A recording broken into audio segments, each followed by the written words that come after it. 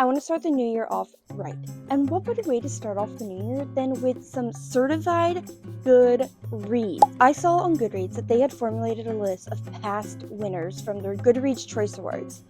So I figured, why not let a spinner wheel decide what genre we're reading and read random books from the Goodreads Choice Awards list.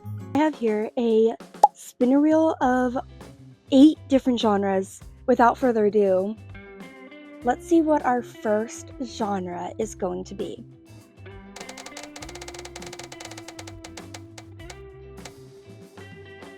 Oh.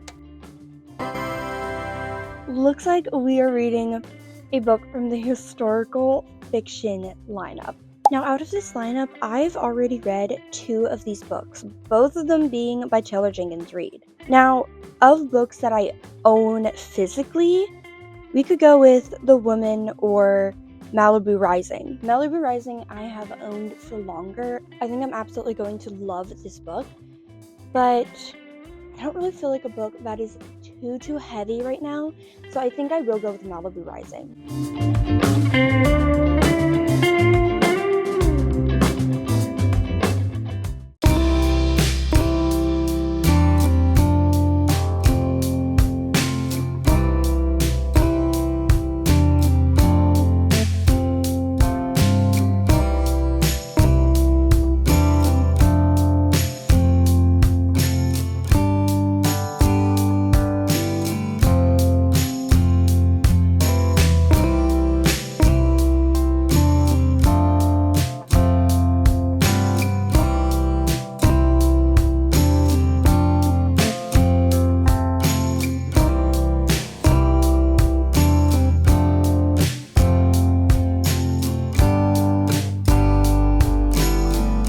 I am 40% through Malibu Rising. It's the same day. It is quite literally only a few hours later, and I'm 40% through this book.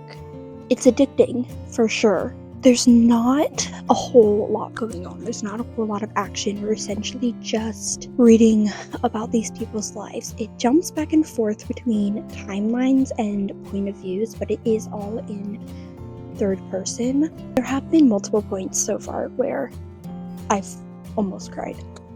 It's not a happy book by any means. These 4 siblings living in Malibu. They are living it high. Rich. They live in this big mansion. They all have their own careers. They're building up to this party that they're having, that they have every year. It's the talk of the town. The whole book, we are following them hour by hour from 7 a.m. to 7 p.m. leading up to this party, and we know that at this party everything is gonna go wrong. The relationship all the siblings have together, so far at least, is very sweet. They're very close. It's not toxic. I'm just preparing for the worst. Honestly, I'm very excited to continue to read this, and hopefully finish it by tomorrow.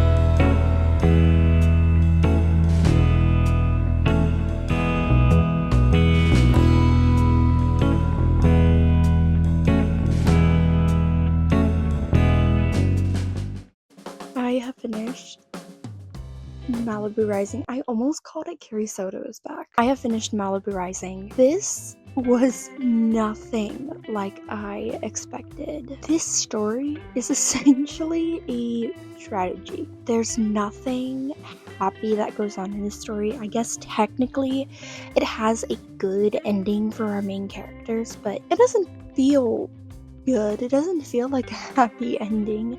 This is a romance story, and it's not a romance story. Not that she writes romances, that's not what I'm saying. It's very much just like a contemporary fiction. Not what I expected, not my favorite Taylor Jenkins Reid book at all. I actually might get rid of it.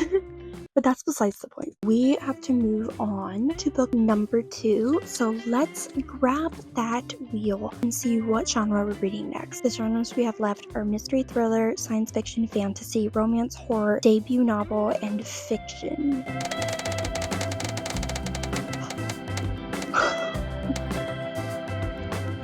Yes, a romance. Thank goodness. I really need a light read after Malibu Rising. Now, of options that I have, funny story, This Could Be Us, Red, White, and Royal Blue. I'm saving Red, White, and Royal Blue for another video, so we're not going to pick that one. This Could Be Us, that's a part of a series. And I own the whole series, but I haven't read any of them yet. I think I'm gonna go with Funny Story. Nervous, but I think it's time that I finally read Funny Story.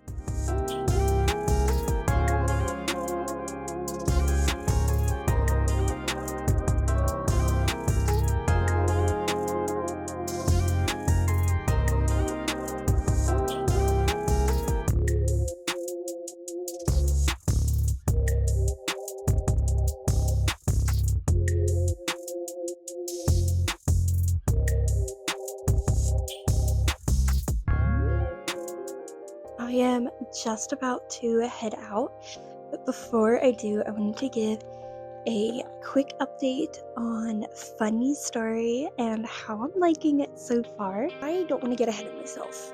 I don't want to say this and then have it be wrong. This might be a 5-star read, but the characters just feel so genuine. Neither of them are really annoying me. There's good communication, romance tropes like roommate, fake dating trope, but they don't like harp on it too much. Like I feel like in a lot of romances, especially like rom-coms, that's like all the plot is about, and it really bothers me.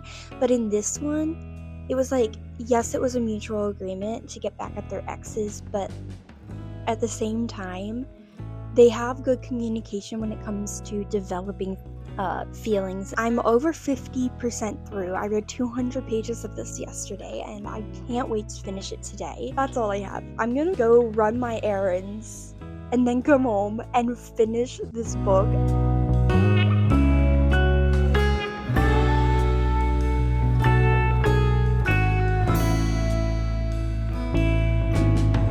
I have spontaneously decided to take a detour to Target because I realized Problematic Summer Romance by Ali Hazelwood is actually follows 2 characters from Not in Love by Ali Hazelwood. That book was a 5-star for me, and I'm really interested in these 2 characters' love story. We're gonna stop at Target, get that, and then go home and finish Funny Story.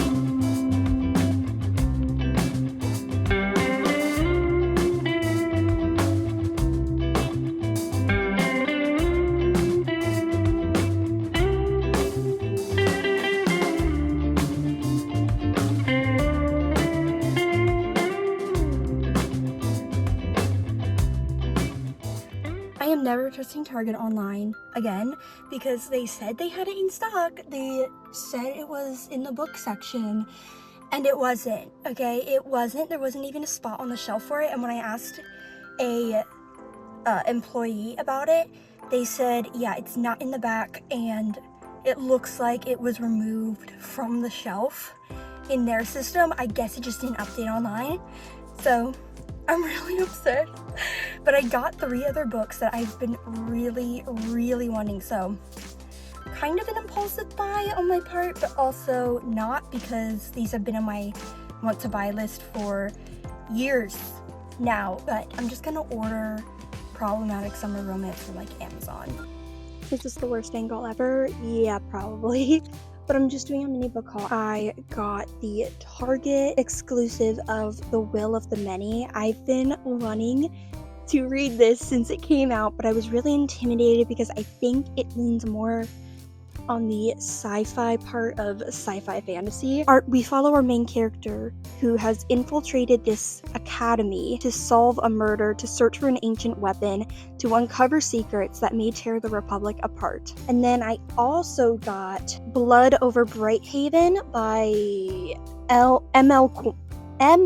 Wong. She wrote Sword of Kaigen. I have not read that. I've also been intimidated by that because I don't want to cry. It's like a dark academia. First woman ever admitted to the High Magistracy at the University of Magics and Industry. I've heard amazing things though, and I think this will be a better way to get into M.L. Wong's writing style. I didn't even notice that.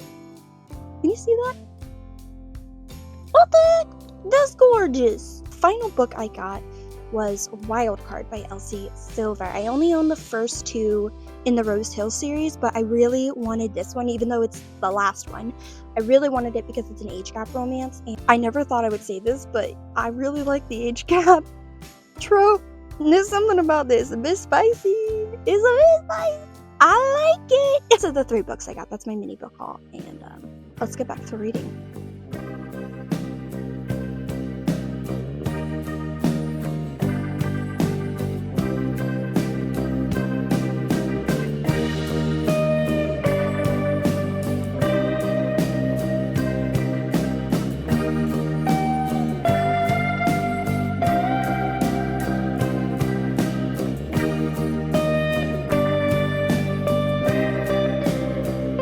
Book 2 is done. I have finished Funny Story by Emily Henry. Why did I blank on that for a second? Do I think this deserves to be one of the winners for Goodreads Choice Awards?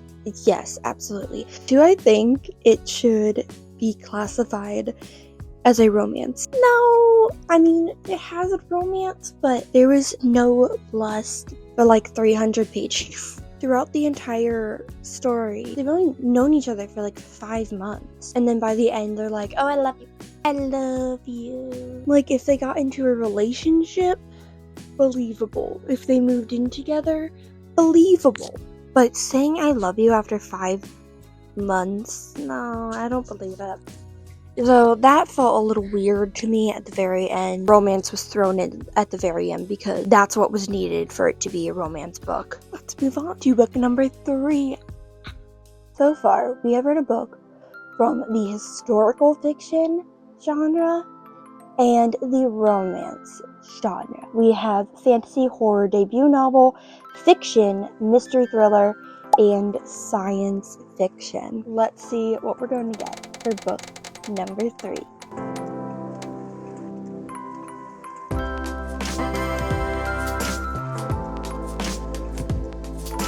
That almost went to horror, and I do not feel like a horror right now. But we have debut novel, Red, White, and Royal Blue.